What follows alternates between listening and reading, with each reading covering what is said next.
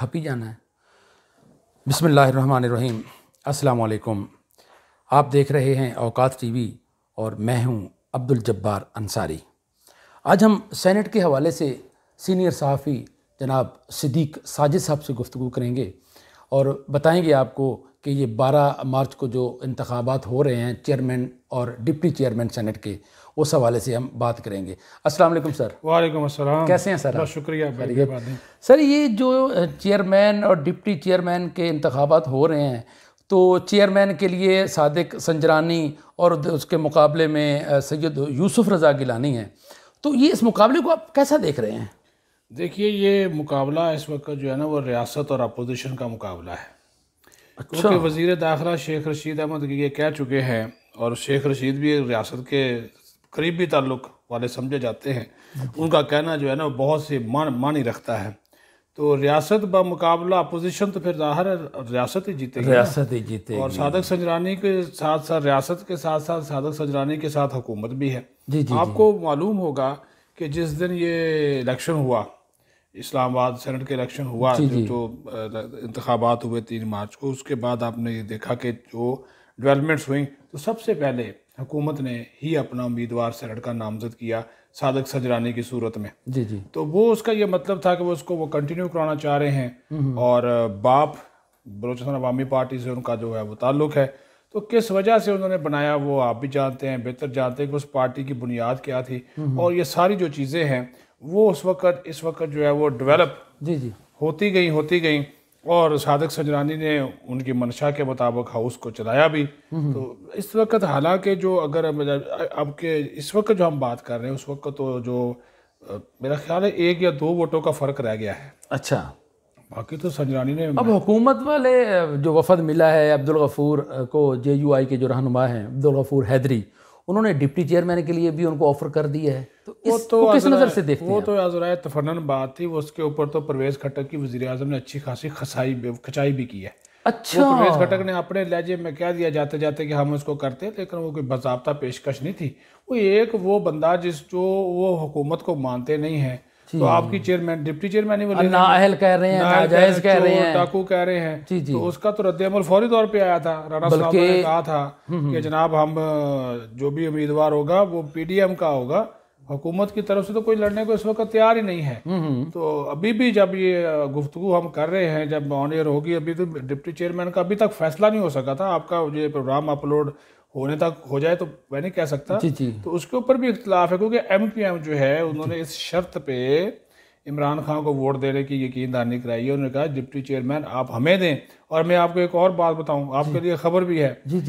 MQM को peoples party ने offer की है कि आप हमारे साथ सेनेट के इलेक्शन में हमारे उम्मीदवार यूसुफ रज़ा गिलानी को दें, वोट दें, हम आपको सिंध में एडजस्ट करेंगे, 2 से 3 वजारतें भी हम आपको वहां पे देने के लिए तैयार है। और अगर गफूर हैदरी यहाँ पे PDM का डिप्टी चेयरमैन का उम्मीदवार ना होता तो पीपल्स पार्टी तो MQM को डिप्टी चेयरमैन का होता देने के लिए तैयार बैठी थी।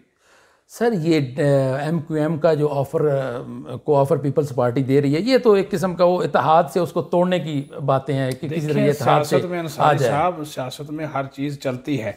जब आपका वज़ीर इत्तलात शिबली फराज खुद कह रहा है कि हम हर किस्म का ऑप्शन इस्तेमाल में लाएंगे, हुकूमत में बैठा, और हुकूमत के पास तो वसाइल भी होते हैं, सरकार भी है, ब्यूरोक्रेसी भी है, अफसरान भी है, रियासती इदारे भी है। तो हुकूमत के लिए तो कोई मुश्किल नहीं होती ना। जो इस वक्त माहौल वो बना हुआ है, तो एक कहते हैं ना, एक जरदारी सब पे भारी। तो जरदारी का मुकाबला है पूरी रियासत के साथ, क्योंकि ये जो गेम खेली है ना सारी की सारी, इसका सबसे ज्यादा फायदा तो जरदारी को हुआ है। भाई 7 सीटें उधर से उनको मिल रही थी सिंध में, 8 सीटें वो वहां से निकालने में कामयाब हो गया, और यहाँ पे यूसुफ रज़ा गिलानी को कामयाब कराने में वो कामयाब हो गया। ये बड़ी कामयाबी है। इसके कहने पे चौधरी बरादरान ने पंजाब में एडजस्टमेंट करवा दी।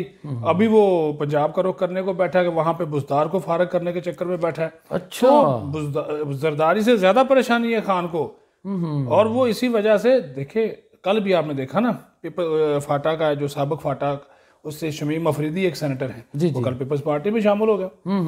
तो उनके पास तो हो गए हैं अब 54। लेकिन प्रॉब्लम ये है, वो सागडार साहब बाहर बैठे हुए हैं, उन्होंने वोट नहीं लिया, वो फिर 53 पे आ गए।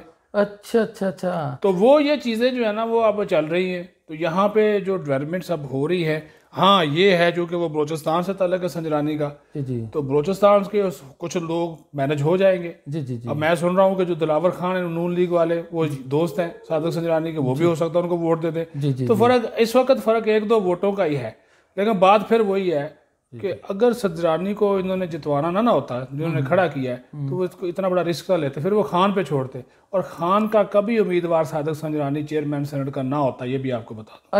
अच्छा, सिद्दीक साजिद साहब, मुझे पता चला है कि आसिफ जरदारी से कुछ बुज़ुर्गों ने मुलाकात की है और उन्होंने उनसे कहा है कि आप जो है ना वो सादिक संजरानी को कामयाब करवाएं, वरना हम यूसुफ रज़ा गिलानी को नाअहल करार दे देंगे करप्शन। इस बारे में आप क्या कहेंगे? बुजुर्गों से मुलाकात जो है, जिस तरफ आपका इशारा है, कभी वो फरिश्ते होते हैं, कभी वो बुजुर्ग होते हैं, कभी वो खलाई मखलूक होते हैं, कभी उनको कोई नाम दिया जाता है, कभी वो ज़राअत के ऑफिसर होते हैं, तो कोई नाम है उनके। तो जो बुजुर्गों की आप बात कर रहे हैं ना जरदारी के, उनके साथ ताल्लुकात आज के नहीं हैं, जी उनसे पुराने ताल्लुकात हैं, जब से वो ये सिंध हुकूमत ऐसे तो नहीं वो चला रहे ना। जी तो अभी तो ये जो आप बात कर रहे हैं ना, वो भी अपनी हद तक किसी न किसी हद तक ठीक है, लेकिन ये है कि उन्होंने कहा कि क्योंकि मुझे ये अच्छी तरीके से मालूम है कि ना सिर्फ जरदारी बल्कि यूसुफ रज़ा गिलानी से भी कुछ बुजुर्गों ने मुलाकात की है। ठीक है, तो उनको भी उन्होंने कहा है कि भाई आप इलेक्शन लड़ें, बिल्कुल मुकाबले का इलेक्शन लड़ें, इसमें कोई शक नहीं है, लेकिन साडे बंदे का ख्याल करना।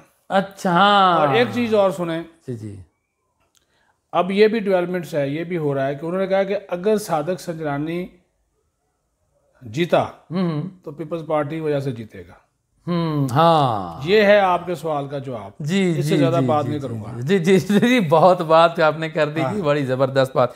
तो इसका मतलब मैं ये समझा हूँ सिद्दीक साजिद साहब की गुफ्तगू से, यही सामने मुझे नज़र आ रहा है कि सादिक संजरानी सेनेट के चेयरमैन समझे बन गए हैं, और अगर नहीं बनते तो फिर अगर यूसुफ रज़ा गिलानी बन जाते हैं, तो यहाँ पे देखिए, हम आप भी जर्नलिस्ट हैं, मैं भी सहाफ़ी हूँ, हमें हर तरह से सोचना चाहिए। जी बिल्कुल, क्योंकि यहाँ पे हालात डे बाय डे चेंज होते हैं। जी, पाकिस्तान की सियासत ऐसी है। जी, अगर यूसुफ रज़ा गिलानी चेयरमैन सेनेट बन गया, जी, खान साहब फारग है।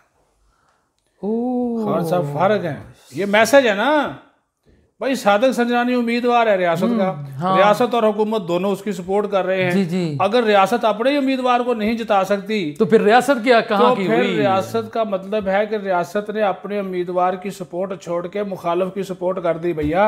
ये साफ बिल्कुल ऐसी है कि फिर बुजुर्ग कामयाब तो फिर जो खान साहब है ना, फिर वो ढोल ही बजाएंगे।